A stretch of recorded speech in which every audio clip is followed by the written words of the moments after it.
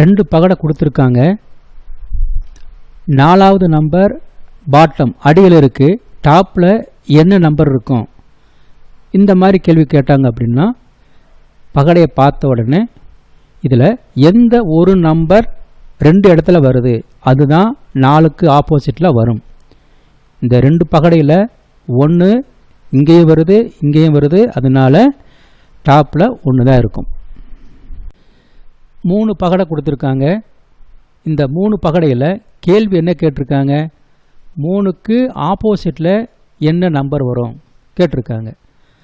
முதல்ல 3க்கு அருகில் உள்ள எண்களை பார்க்கணும். இதை எழுதிக்கலாம். 3க்கு அருகில் 2, 4. இந்த நம்பரெல்லாம் ஆப்போசிட்டில் வராது. அதே மாதிரி 3க்கு அருகில் 1, 5. அவ்வளவுதான், 4 நம்பர் கிடச்சிருச்சு. அதுக்கப்புறம் என்ன வரும் உங்களுக்கு? 3க்கு ஆப்போசிட்டில் 6 தான் கிடைக்கும். ஆன்சர் 6 தான். அதே மாதிரி ஒரு பகடைக்கு 6 பக்கங்கள் இருக்கும். ஸோ அதை எப்படி கண்டுபிடிக்கலாம்? நம்ம ஆன்சர் கண்டுபிடிச்சிட்டோம், இருந்தாலும் கூட நம்ம கொஞ்சம் எக்ஸ்ட்ரா போகலாம். இந்த பகடையில் எந்த ஒரு நம்பர் 2 இடத்துல வருது அதை முதல்ல பாருங்கள். அதை நீங்கள் கவனிச்சிட்டிங்கன்னா ரொம்ப ஈஸியாக முடிச்சிடலாம். 1 வரும், 1 இங்கேயும் வருது இங்கேயும் வருது, 3 வருது. முதல்ல 1 செக் பண்ணி பார்க்கலாம். இப்போ 1 டாப்பில் எழுதிக்கிறேன், பாட்டம் என்ன வருதுன்னு பார்க்கலாம். ஃபஸ்ட்டு என்ன செய்யணும் அப்படின்னா 1க்கு அருகில் உள்ள எண்கள் எழுதணும். 1க்கு பக்கத்தில் 2, 3 இதெல்லாம் ஆப்போசிட்டில் வராது. 1க்கு அருகில் உள்ளது 5, 3. 5 ஏற்கனவே 3 இருக்குது. அதற்கு பிறகு 6 எழுதணும். காரணம் ஆல்ரெடி ஒரு ஃபார்மேட் கொடுத்தாச்சு. 3, 6 நீங்கள் எழுதிக்கிறணும். கரெக்டுங்களா? மீதி இருப்பது பார்த்தீங்கன்னா 4 தான் கிடைக்கும். இவ்வளவு தான். இப்போ நம்ம 2 பார்ட் போட்டாச்சு, 2 பக்கம் போட்டாச்சு. இன்னும் ஒரு பக்கம் பார்த்தாலே தெரியும் இன்னும் பேலன்ஸ் என்னவாக இருக்கும்? 2 இருக்கும் 5 இருக்கும். அதான் டாப்பில் 3, 3, 1, 2, பாட்டம் 6, 4, 5. ஸோ இந்த மாதிரி தான் உங்களுக்கு பகடையில் இருக்கும். அடுத்து 3 பகடை கொடுத்துருக்காங்க. கேள்வி என்ன கேட்குறாங்க அப்படின்னா 1க்கு ஆப்போசிட்டில் என்ன நம்பர் இருக்கும்? அதுதான் ஆப்போசிட்டில் தான் கேட்குறாங்க. இவங்க கேட்குற கேள்வி அதுதான். அப்படின்னா நம்ம முதல்ல 1க்கு அருகில் உள்ள எண்களை பார்க்கணும்.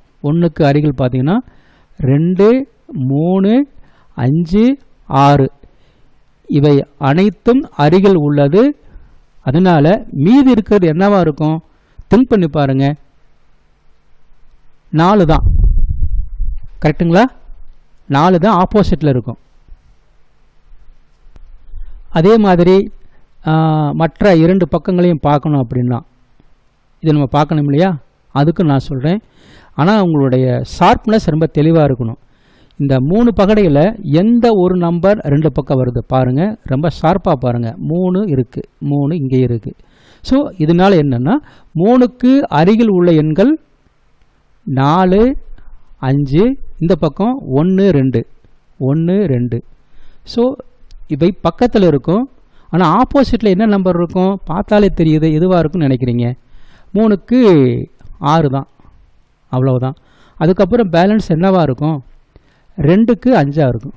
கணக்கே முடிஞ்சு போச்சு. வழக்கம் போல் 3 பகடை இதில் லெட்டரில் கொடுத்துருக்காங்க.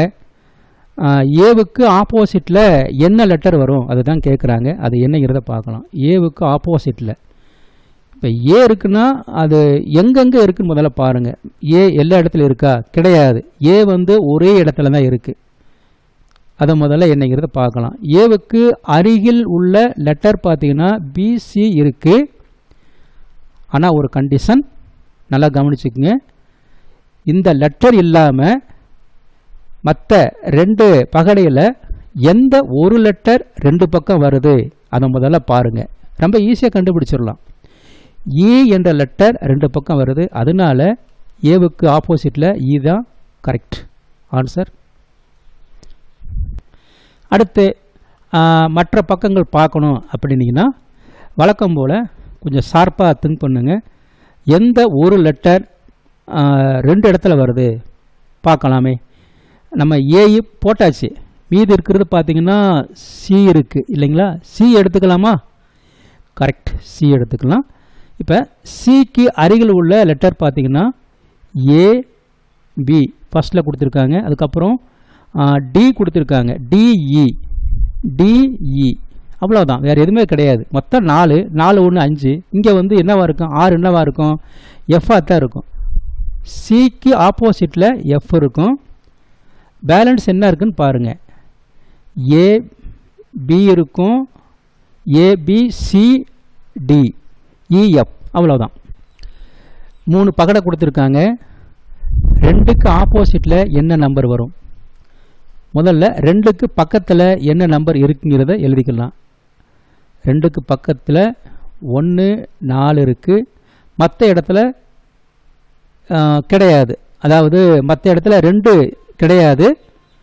அதனால் இப்போ நீங்கள் என்ன செய்யணும் அப்படின்னா, இந்த 2 பகடையில் எந்த ஒரு நம்பர் 2 இடத்துலே வருது? 6 6.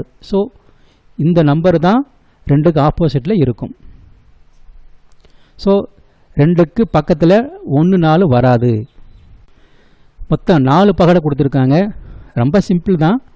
பட் கான்செப்ட் ஒரே ஒரு ட்ரிக்ஸ் தான், வேறு எதுவுமே கிடையாது. நீங்கள் புரிஞ்சுக்கிட்டால் சரி. 2க்கு ஆப்போசிட்டில் என்ன நம்பர் வரும்? ஃபஸ்ட்டு 2க்கு அருகில் உள்ள எண்கள் 4 பகடையில் இருக்கான்னு பாருங்கள். இருக்குது, இதை எழுதிக்கலாம். 2க்கு அருகில் 6 4, இந்த இதில் 3, அதுக்கப்புறம் 2 இங்கே வாங்க 1 இருக்குது. ஆக இந்த நம்பர்லாம் ஆப்போசிட்டில் வராது, பக்கத்திலே இருக்குது. அதனால் 2க்கு ஆப்போசிட்டில் 5 தான் வரும். பேலன்ஸ் அந்த 5 தான் இருக்குது. அதே மாதிரி அடுத்த வரிசையில் வரக்கூடிய அதையும் நம்ம பார்த்துடலாமே.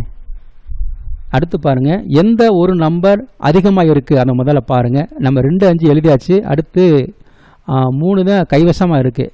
3 3 3. 3க்கு அருகில் உள்ள எண்கள் பார்த்தீங்கன்னா 3க்கு பக்கத்தில் 2 4, இந்த குரூப்பில் 3க்கு பக்கத்தில் 4 5 இருக்குது. ஆல்ரெடி 4 போட்டாச்சு. 5 இன்னும் ஒரு நம்பர் எழுதணும். 3க்கு பக்கத்தில் 1 தான். ஸோ இந்த நம்பர்லாம் அருகில் இருக்கிறது.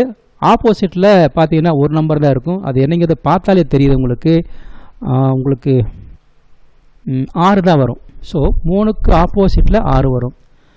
அதுக்கப்புறம் மீதி என்ன இருக்கும்? 1 இருக்கும், 4 இருக்கும், அவ்வளோதான். இந்த கேள்வியை பாருங்கள். வழக்கம் போல் 4 பகடை கொடுத்துருக்காங்க.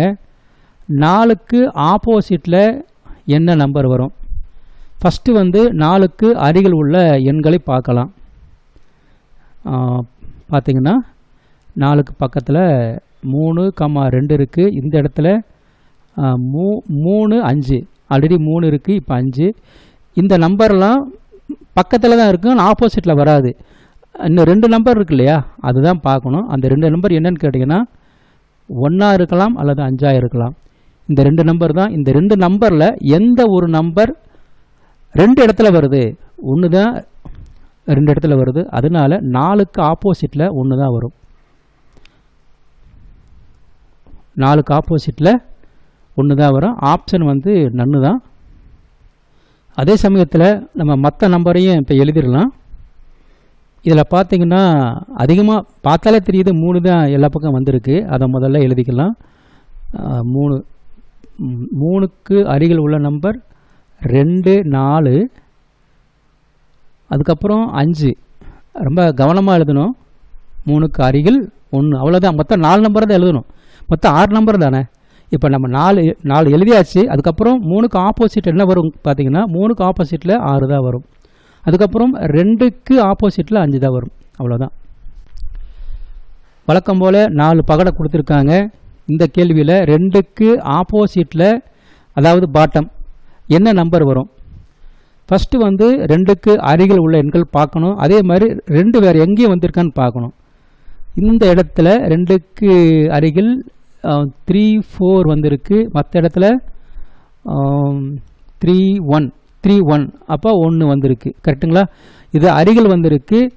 இனி பேலன்ஸ் எந்த நம்பர் வரணும்? ஒன்று 5 இருக்கும் அல்லது 6 இருக்கும். இந்த 2 நம்பரில் எந்த ஒரு நம்பர் 2 இடத்துல வருது?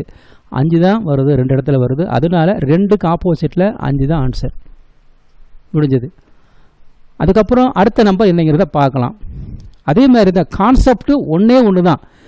அதாவது எந்த ஒரு நம்பர் 2 இடத்துல வருது அதை வச்சு நம்ம டக்குன்னு வேலையை முடிச்சுட்டு போயிட்டே இருக்கலாம். அடுத்து பாருங்கள், இப்போ 3 வந்து 2 இடத்துல வருது இல்லையா? இந்த நம்பர் எடுத்துக்கலாம். இது ரொம்ப ஈஸியாக எடுக்கலாம். 3 எடுக்கிறேன். 3க்கு அருகில் உள்ள எண்கள் பார்த்தீங்கன்னா 2, 4 இதில். அதுக்கப்புறம் இதில் எடுத்தீங்க அப்படின்னா 5 வரும். இன்னும் ஒரு நம்பர் இருக்குது, 1 தான். இதுக்கப்புறம் 3க்கு 6 தான் வரும். ஆப்போசிட்டில் 6 தான் வரும். பேலன்ஸ் பார்த்தீங்க அப்படின்னா இந்த இடத்துல 4 வரும், 5 சாரி 4, 1 வரும். அவ்வளோதான்.